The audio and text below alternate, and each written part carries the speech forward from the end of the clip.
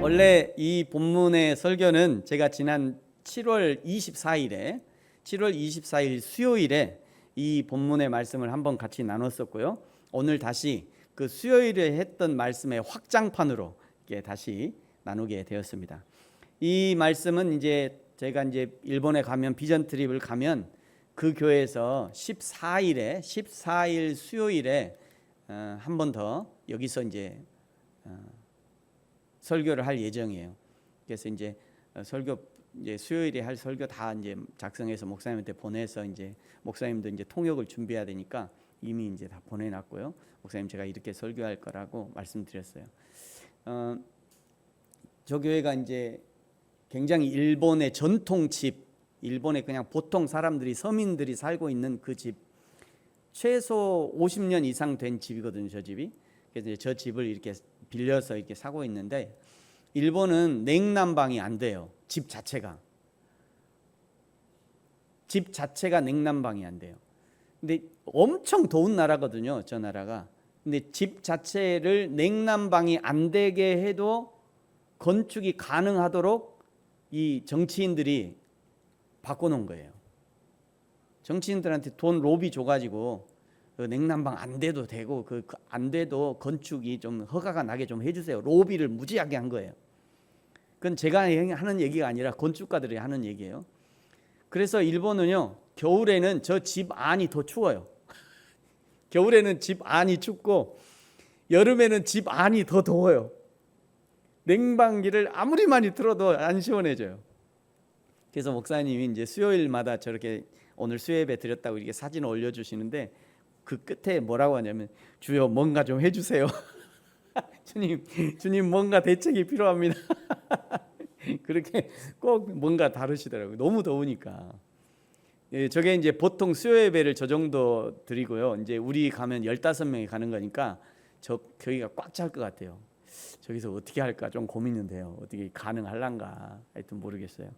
하여튼 저기서 제가 수요예배 때 오늘 하는 이 메시지 조금 더 수정하고 해서 다듬어서 제가 설교할 예정입니다.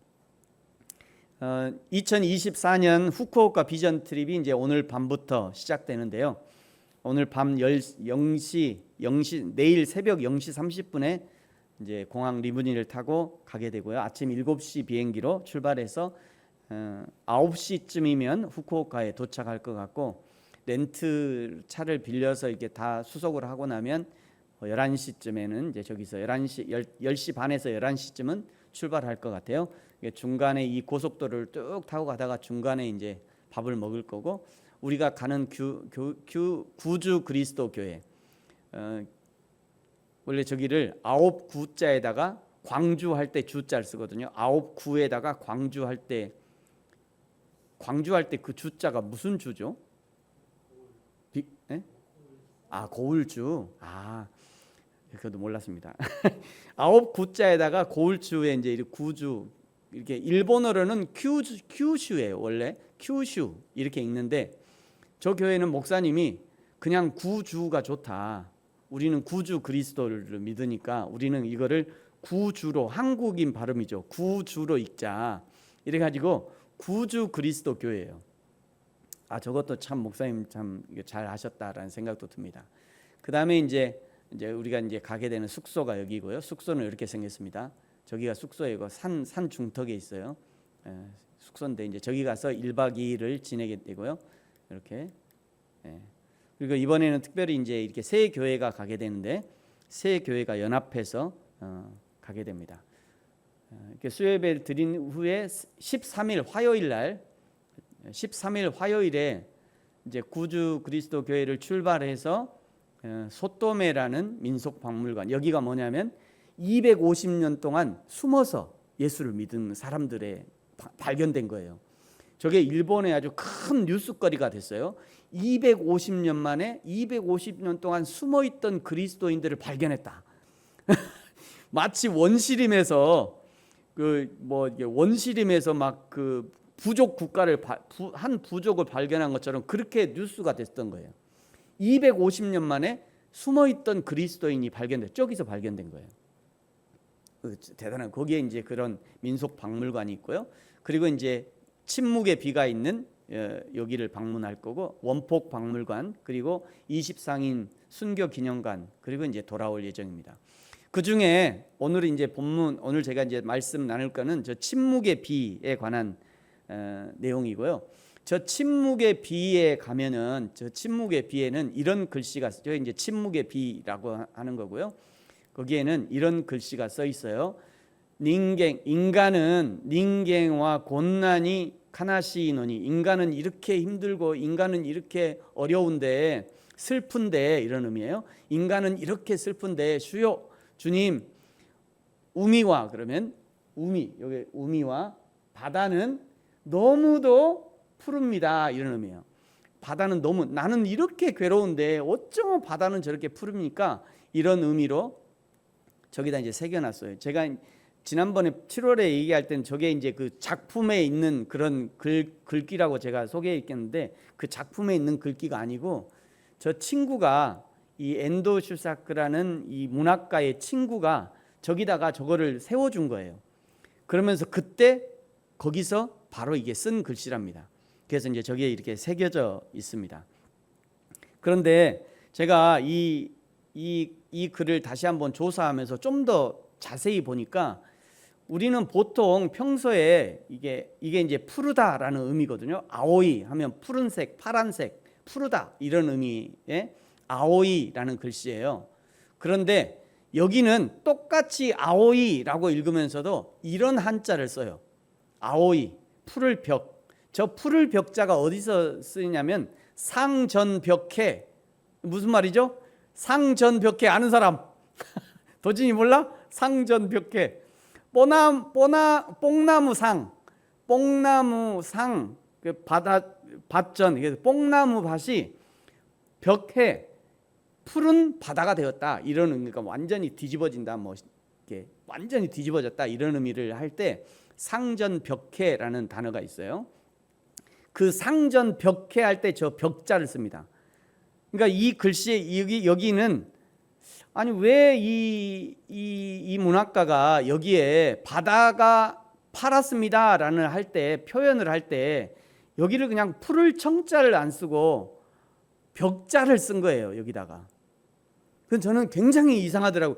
아니 왜 여기다가 벽자를 썼을까? 풀을 그냥 바다가 파랍니다 하면 풀을 청자를 써도 되잖아요. 저는 지금까지 항상 풀을 청자인 줄 알았어요. 근데 자세히 보니까 풀을 청자가 아니라 벽자인 거예요. 풀을 벽자. 제가 이제 이것들을 이렇게 생각하면서 이건 제 생각입니다.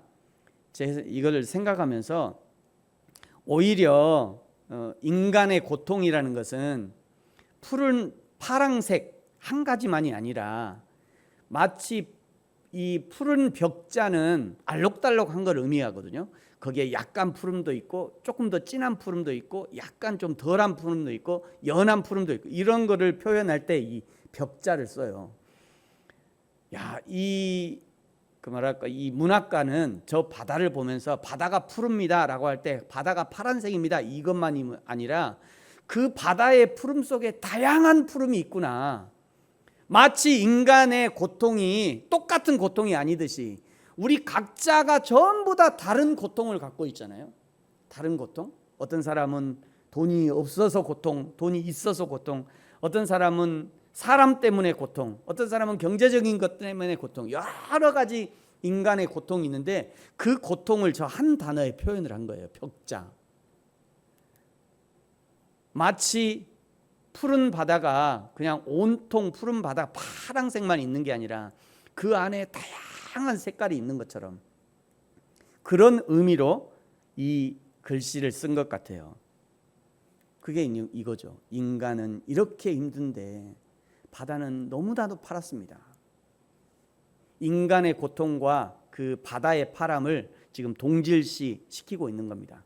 자, 여러분 여기서 한번 질문할게요. 지금 수요일 날 오신 분들은 정답을 알 테니까 수요일에 오신 분들은 정답 맞히는 거 금지해 주시고요. 여러분 왜 바다가 파랗죠? 바다의 파란색은 이유가 뭡니까? 왜 바다가 파랄까요? 수요일에 안 오신 분 외에는 정답을 맞추기가 어려울까요? 여러분 왜 바다가 파래요? 현진이는 맞춰도 돼요. 바다가 왜 파랗죠? 도진이 맞춰보세요. 바다는 왜 파란색이에요? 정답은 하늘이 파라니까 바다가 파란 거예요. 하늘이 파란빛이면 그 하늘빛을 그대로 반사해서 바다가 파랗게 보이는 겁니다. 여러분 약간 흑색의 바다를 보신 적 있죠? 흑색의 바다, 검은 바다, 뻘바다. 그 뻘바다도 가만 보면요, 위에 구름이 가득 있으면 그 뻘색으로 보여요. 회색으로 보이는 거죠. 그래서 바다가 푸른 이유는 하늘을 닮아서 그렇다. 또 한 가지, 여러분, 인간이 슬픈 이유는 뭐죠? 여기 아까 이 문학가가 인간은 이렇게 슬프다고 얘기하잖아요. 근데 인간은 왜 슬픈 거예요? 인간에게 슬픔은 도대체 왜 올까요? 왜 인간은 슬픈 거죠? 왜요? 왜냐하면 인간은요, 하늘을 닮지 않기 때문에 슬픈 거예요. 하늘을 닮지 않아. 인간이 정말 하나님의 마음을 닮았다면 슬프지 않을 거예요. 슬픈 일을 줄 일도 없고 내가 슬픔을 당하지도 않고. 근데 인간이 슬픈 이유는 하늘을 닮지 않아서 그래요. 이 엔도우 슈샤크라고 하는 사람이 저런 어떤 그런 것을 이렇게 글로 표현했기 때문에 유명한 거고요. 우리는 표현하지는 못하지만 동일한 고민을 늘 가지고 살 거예요. 더더군다나 하나님을 안다 하는 사람들, 성경을 접해본 사람들, 교회 좀 다녀본 사람들은 저런 질문이 많아야 정상입니다. 그리스도인은요, 끊임없이 질문하는 사람들이어야 돼요. 이게 사실일까? 이게 정말일까? 성경에 있던 이런 진리들, 이게 정말인가? 하나님은 정말 계시나? 천국은 정말 있나? 예수님이 돌아가신 게 사실이야? 정말이야? 이 성경에 기록된 게 이게 정말인가? 라고 하는 질문을 끊임없이 해야 돼요. 그리스도인은 끊임없이. 그것이 정상이에요. 여러분, 우리 모두가 어린아이들 키워보셨겠습니다만 어린아이들이 이제 한참 자랄 때는요, 아주 운전하는 게 피곤해요. 지나가면서 모든 것을 다 물어보죠. 아빠 저거 간판은 뭐야? 아빠 저기 뭐라고 써져 있어? 요 앞에 가는 차는 뭐야? 아빠 저 차 번호 몇 번이야? 파란 게 나와. 저거 파란색은 뭐야? 저 빨간색이 뭐야? 저거 마크 저게 뭐야? 아빠 계속 물어봐요, 애들이. 계속. 근데 요즘 아이들은요, 질문을 잘 안 합니다. 왜 안 하죠? 요즘 아이들은요, 차를 타고 가도 질문을 잘 안 해요. 왜 안 해요? 스마트폰 보느라고. 스마트폰을 보느라고 질문할 시간이 없어. 차에 앉으면 바로 스마트폰 꺼내갖고 있잖아요. 아무리 어린아이도. 애들한테 스마트폰을 차에서 주면 치명적이래요. 저기 뉴스에 나온 거예요. 눈 시력이 안 좋대요. 안타까운 현실이죠. 질문하는 어린이들이 정상적으로 잘 자라고 있는 아이들이라고 한다면 질문하는 성도들이 정상적으로 잘 자라고 있는 성도들이라 할 수 있습니다. 엔도우 슈샤쿠, 이 사람이 질문했던 것과 동일한 질문이 오늘 우리에게도 있을 수 있어요. 하나님은 처음에 에덴에서 행복한 영원한 행복을 누리며 천국의 삶을 살도록 설계하셨는데, 근데 왜 지금 나는 이렇게 괴로움에 살고 있는가? 왜 인간은 여전히 차별 속에 살고 있는가? 왜 인간은 행복을 누리며 살지 못하는가? 하나님 만드신 바다는 하늘을 닮아서, 하나님 닮아서 저렇게 파란데, 그런데 왜 하나님을 믿는 내 인생은 이렇게도 풍파가 많은가? 하나님께는 풍파를 잠잠케 하는, 예수님은 풍파를 잠잠케 하는 능력이 있다고 하셨는데 왜 내 인생에 하나님의 힘을 보여주지 않는 것인가? 하나님을 믿으면 복받고 건강하고 잘되는 축복을 누린다는데 왜 나는 그런 축복이 없는가? 구원이라는 것은 꼭 죽어서 받는 건가? 여러분, 이런 질문이 있어야 정상입니다. 이런 질문을 많이 갖고 계시죠? 나도 이런 질문 하나쯤은 있어요. 손 들어보세요. 아무도 없군요. 다 해결되셨어요? 예수 안에서? 예수를 믿어도요, 해결할 수 없는 질문들이 끊임없이 나타납니다. 끊임없이. 처음에 얘기했지만 그리스도인들은요, 질문하는 거예요. 질문해야 그리스도인들이에요. 이런 질문이 있어야 정상입니다. 이런 질문을 하면서 성경에서 그 답을 찾아가는 거예요. 이런 질문을 오늘 로마서 1장에 등장하는 성경적 단어로 바꾸면 그것이 곧 내버려 두심이에요. 왜 하나님은 인간을 내버려 두시는가 하는 것과 통하는 질문인 거죠. 왜 하나님은 인간의 고통을 그대로 내버려 두시는가? 왜 하나님은 인간의 악한 시도들을 그대로 내버려 두시는가? 왜 하나님은 인간들이 자연을 망가뜨리고 창조의 질서를 무너뜨리고 하나님을 대적하고 자기가 하나님의 자리에 앉으려고 하는 것을 왜 하나님은 그냥 내버려 두시는가?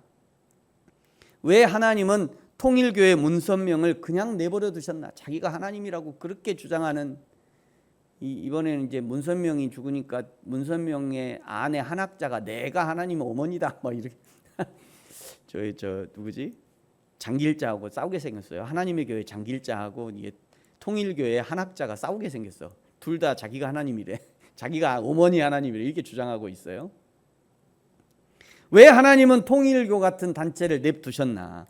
왜 하나님은 자기가 보혜사라고 주장하는 저 신천지 이만희를 그냥 냅두시나? 왜 하나님은 자기 남편이 아버지 하나님이고 내가 어머니 하나님이다 라고 주장하는 저 하나님의 교회를 냅두시나? 일본에 가면요 아주 유명한 그 종교가 하나 있어요.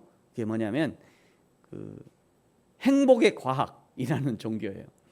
행복의 과학. 우리가 이번에 숙소로 잡았더니 그 숙소 바로 옆에 그 행복의 과학 이단이 있어요. 일본에서 엄청 큰 이단입니다.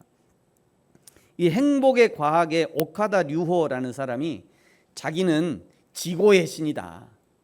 엘 칸타레라는 지고의 신이다. 그런 자기가 선포했어요. 그리고는 작년 3월에 죽었습니다. 갑자기 작년 3월에 죽었어요. 근데 가만 생각해 보면 왜 하나님이 그런 사람도 내버려 두셨는가? 그렇게 일본을 통째로 그냥 힘들게 하는 그런 이단들은 도대체 왜 내버려 두시냐? 이 하나님이 내버려 두신 이유는요, 이 단어 속에 그 힌트가 있습니다. 내버려 두다라고 하는 이 단어는요, 헬라어로 파라디도미라는 단어이거든요. 파라 하면은 근처에, 디도미 하면 주다 이런 의미예요. 그래서 파라디도미는 넘겨주다, 내주다, 맡기다 이런 의미를 갖고 있어요. 한국어 성경은요, 개역 성경이나 개역 한글이나 뭐 현대어나 공동번역이나 새번역이나 모두 다 동일하게 내버려 두사 이렇게 번역되어 있습니다. 한국어 번역은 마치 하나님이 아무것도 안 하시고 인간들이 하고 싶은 대로 그냥 내버려 두신 것처럼, 더 이상 간섭하지 않고 그냥 방치하신 것처럼 이렇게 이런 뉘앙스로 표현되어 있는데, 일본어 번역은 약간 달라요. 일본어에는요, 구어역이라고 하는 이 일본어 성경에는 히키와타사레 이렇게 되어 있습니다. 히키와타사레. 이거는 넘겨주다, 인도하다, 양도하다 이런 의미예요. 그 다음에 신공동역에는 마카세라레라고 되어 있어요. 이거는 맡기다, 위임하다, 일임하다 비슷하지만 이렇게 같은 단어가 약간 다르게 되어 있습니다. 일본어와 한국어가 약간의 번역은 다르게 느껴지지만, 그러나 중요한 것은 이제 세상과 인생의 운영에 관한 권한과 책임이 인간의 손에 양도되어졌고 위임되었다는 거예요. 이제는 왜 이렇게 하나님은 인간에게 자기 인생과 세상을 운영할 수 있도록 위임해 주셨냐, 왜 양도해 주셨냐? 19절에 보니까요 이렇게 말씀해요. 여러분 같이 한번 읽어볼까요? 시작. 이는 하나님을 알만한 것이 그들 속에 보임이라. 하나님께서 이를 그들에게 보이셨느니라. 하나님을 알만한 것, 하나님을 알 수 있는 지혜가 인간 안에 있다는 거예요. 그래서 20절에 보면요, 창세로부터 그의 보이지 아니하는 것들 곧 그의 영원한 신 능력과 신성이 그가 만드신 만물에 분명히 보여 알려졌나니 그러므로 그들이 핑계하지 못할 것이다.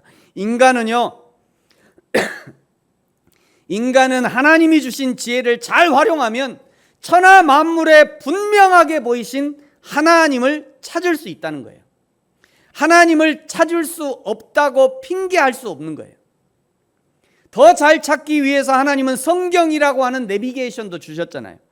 성경이라는 인간과 자연의 사용 설명서를 이미 우리 손에 주셨어요. 그래서 성경을 찾고 읽어보고 연구하면 누구든지 하나님의 뜻과 마음을 찾을 수 있도록 하나님이 그렇게 주신 거예요. 그런데 오늘 성경은 사람들이 그렇게 안 한대요. 자, 22절을 보세요. 같이 한번 읽어볼까요? 시작. 스스로 지혜 있다 하나 어리석게 되었대요. 하나님 앞에서 겸손하게 하나님이 주신 지혜와 지식을 사용하고 성경을 공부하고 천하 만물을 깊이 연구해 보면 거기서 분명히 드러난 하나님을 찾을 수 있는데도, 그런데도 스스로 지혜 있는 척, 아는 척 하지만 그러나 그것이 오히려 자신의 어리석음을 드러낸다는 거예요. 이 어리석게 된 사람들이 어떤 일을 하느냐면요, 23절에 보세요. 썩어지지 아니하는 하나님의 영광을 썩어질 사람과 새와 짐승과 기어다니는 동물 모양의 우상으로 바꾸어 버린대요. 하나님이 영광을 보여주셨어요. 하나님의 은혜도 부어주셨습니다.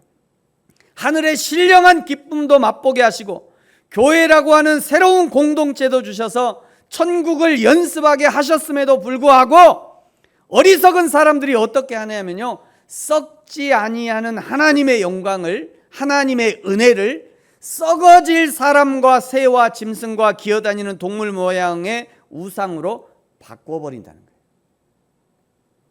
하나님의 영광을. 그러니 이제 하나님이 어떻게 하겠는가? 24절에 보니까요, 그러므로 하나님께서 그들을 마음의 정욕대로 내버려 두신대요. 이제 하나님 그냥 내버려 두신대. 지혜를 주셨잖아요. 하나님이 지혜도 주시고 성경도 주시고 공부하도록 마음도 주시고, 대한민국 사람들은 전 세계에서 문명률이 최하위잖아요. 대한민국 사람들은요, 100명 중에 글을 못 읽는 사람이 하나 있을까 말까요. 그렇게 하나님이 지혜를 주시고 그렇게 우리에게도 좋은 도구를 주셨음에도 불구하고 그 하나님 연구 안 해요. 공부 안 한다는 얘기예요. 가르쳐도 자기 귀를 막아. 그리고는 오히려 저기 난강주에 가고 그냥 무당한테나 가고. 그러니까 하나님이 그냥 속상해. 우리 하나님이 그냥 속상하니까 내버려 두시는 거예요. 내버려 두면 어떻게 됩니까? 그들의 몸을 서로 욕되게 한대요. 서로 욕되게 하는 거예요. 서로 욕되게 한다는 것은요, 서로를 향해서 모독한다는 의미예요. 서로를 향해서 악한 말을 막 쏟아놓습니다. 이 개나리야 십상생아, 야 이 개나리 십장생 막 이러면서 서로를 향해서 막 욕하면서 서로를 모욕하는 거예요. 한국에는 얼마나 다양한 욕들이 있는지 내가 이번에 가서 한번 소개를 좀 해줄까 지금. 하나님보다 조금 못하게 창조하셨고 하나님의 아들이라 불러주셨고 천국 시민이라고 인정해 주신 인간을, 예수님이 친구로 맞아 대해주시는 그 인간을 향해서 썩어질 사람과 새와 짐승과 기어다니는 동물에게 머리를 조아리는 천박한 몸으로 스스로 만들어버린 거예요. 자기가 하고 싶은 대로 다 하고 살죠. 주일에는 교회 가서 예배하고요, 주중에는 용암 무당 찾아다니고. 딱 보면 보여요, 그런 사람들.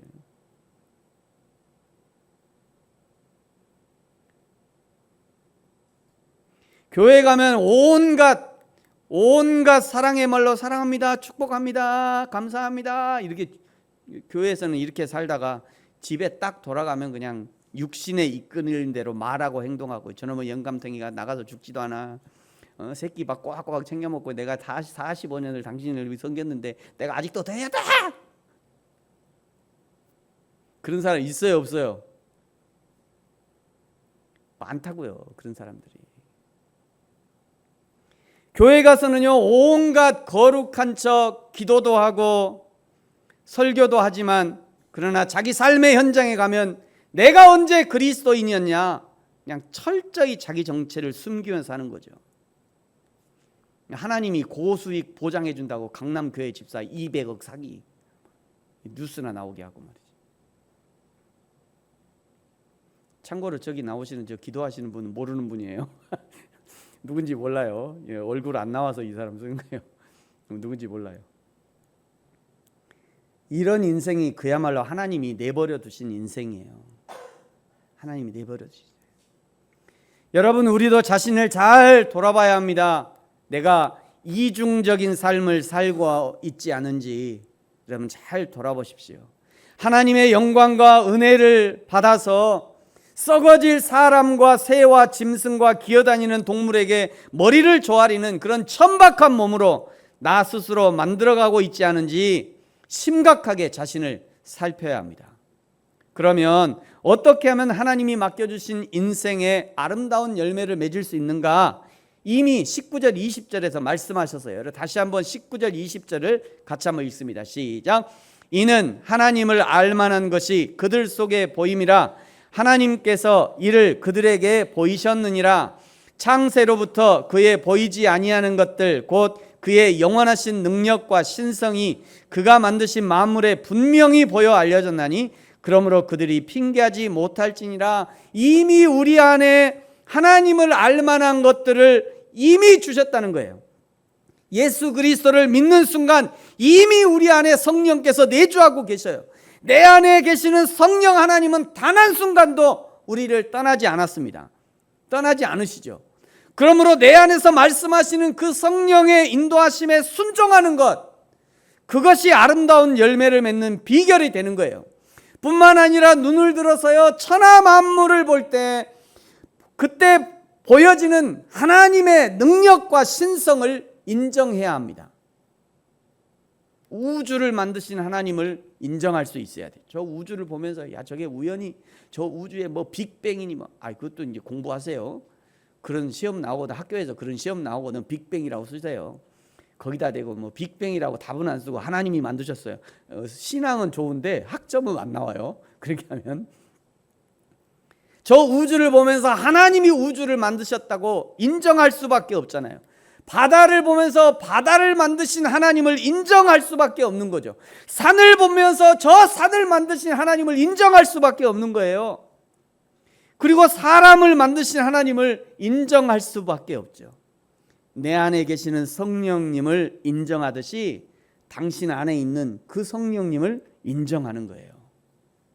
일본인들 안에 계신 성령님도 인정하고요, 한국인들 안에 있는 성령님도 인정하게 되는 겁니다. 일본을 창조하신 하나님, 일본을 사랑하신 하나님이 미국도 창조하셨고 미국인들도 사랑하시고 한국도 한국인도 창조하셨고 그 한국인들도 하나님이 사랑하신다는 것을 인정하게 되는 거예요. 그 성령 하나님을 인정한다면 그 성령 하나님, 그 사람 안에 있는 하나님, 내 안에 있는 하나님, 우리 안에 있는 그 하나님을 인정한다면 어떻게 사람을 차별할 수 있겠어요? 그건 있을 수 없는 일이죠. 있을 수 없는 일이에요. 내 안에 성령이 계시고 당신 안에도 성령이 있는데 어떻게 당신을 향해서 차별할 수 있겠어요?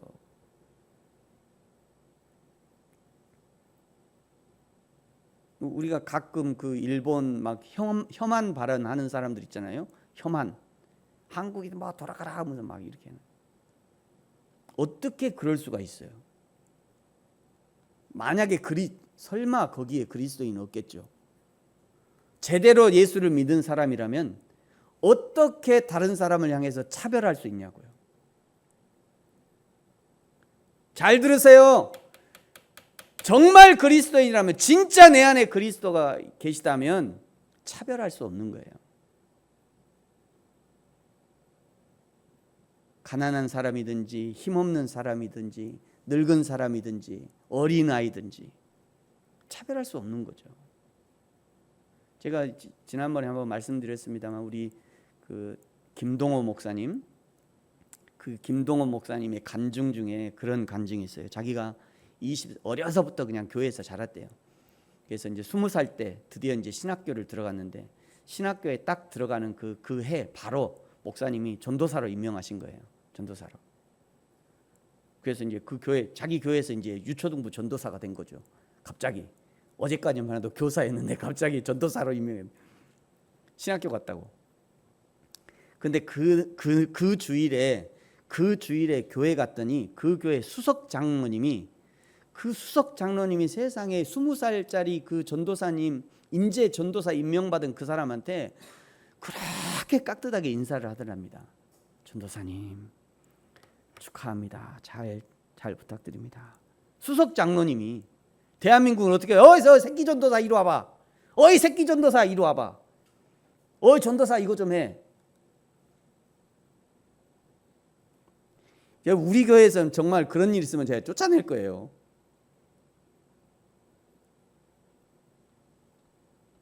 다행히 우리 교회 아직 우리 교회 아직 전도사가 없어서 다행이지.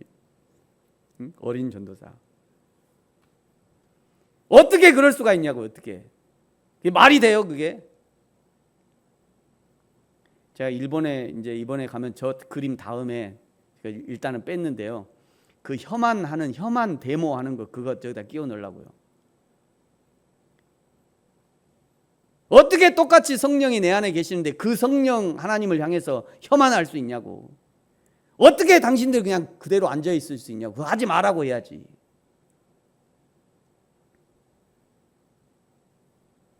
그렇다고요. 걱정하지 마세요. 그렇다고 소리 지를 때는 아니니까. 생각해 보세요. 정말 내 안에 성령이 계시면 당신 안에 있는 성령을 인정할 수밖에 없는 거예요. 차별이 아니죠. 차별할 수가 없는 거죠. 그럼 우리는 어떻게 해야 되냐? 오직 사랑하는 것 외에는 우리가 할 수 있는 것이 없는 거예요. 오직 사랑하고 섬기는 것 외에는. 그래서 예수님이 말씀하시잖아요. 마태복음 22장 37부터 39절 같이 한번 읽죠. 시작.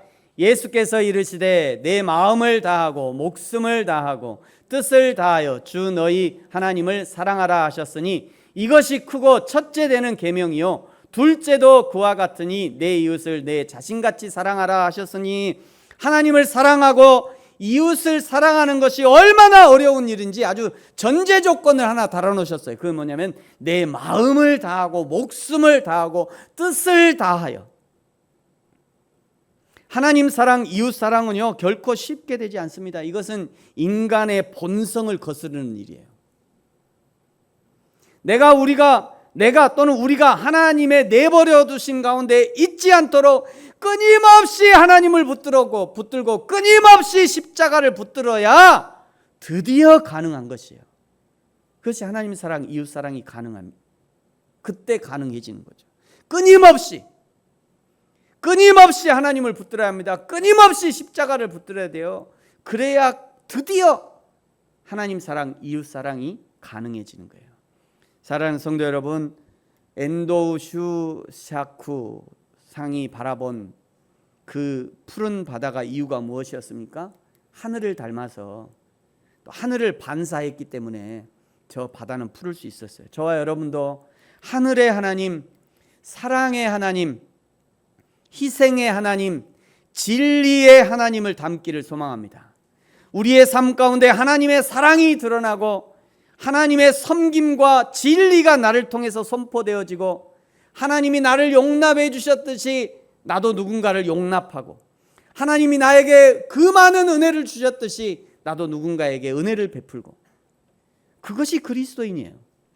우리를 사랑하사 그 아들을 십자가에 내어주심 같이 우리도 나의 생명을 들여서 하나님을 사랑하고 이웃을 사랑하는 저와 여러분이 되어지기를 예수님의 이름으로 축복합니다. 기도하겠습니다.